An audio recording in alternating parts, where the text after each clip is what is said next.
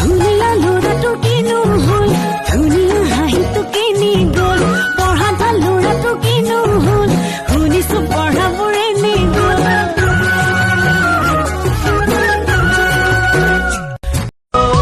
চকুতে চকু থৈ চাউনো কেনেকৈ লাজো লাগে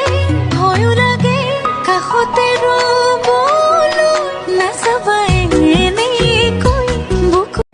বহাগৰে আবেলিতে শুৱনি মুখনিৰে মিঠা মিঠা হাঁহি দিয়ে মৰে নহিয়া খালে হাজুলিহে পাপৰে সকলোৱা সপোন